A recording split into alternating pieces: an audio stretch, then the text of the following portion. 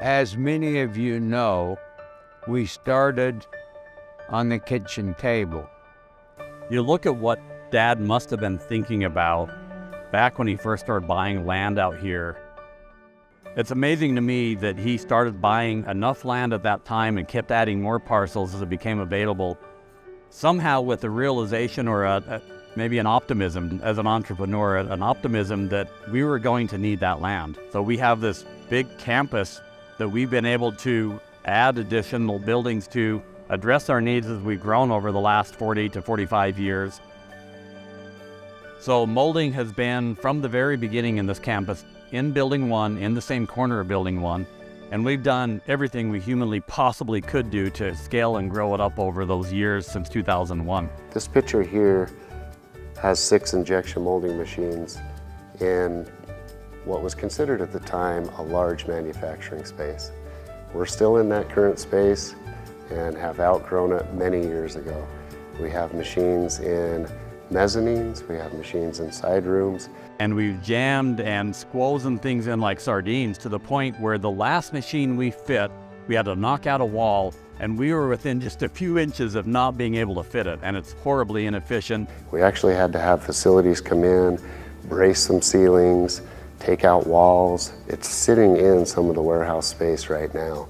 It is the last machine that will fit on our manufacturing floor, and it'll have to be the first machine that we move out as well.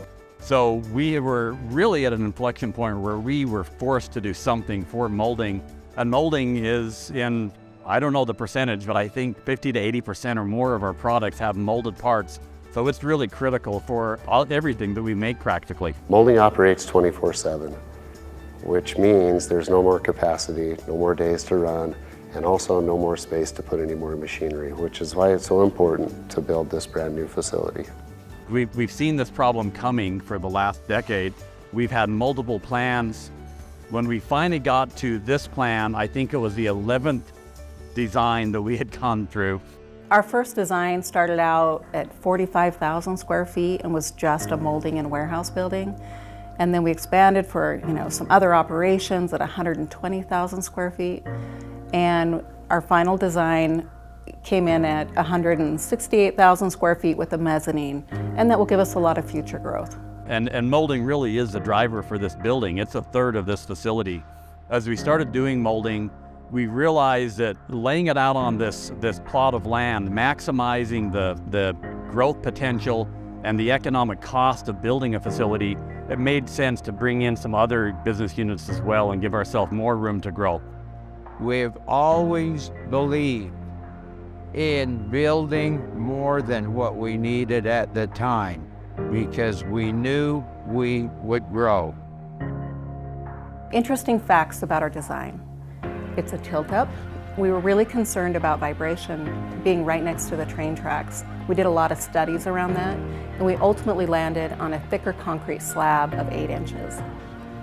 We had easement issues with different utility companies we had to overcome, and power lines were the enemy. Even getting equipment up to the rooftop was a challenge.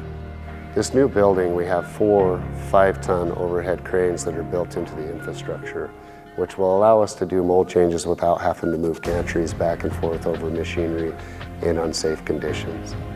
And they have a good part of this molding floor behind me that's not allocated, that'll be for additional presses. So this gives us a lot of growth within the U.S. for our molding needs.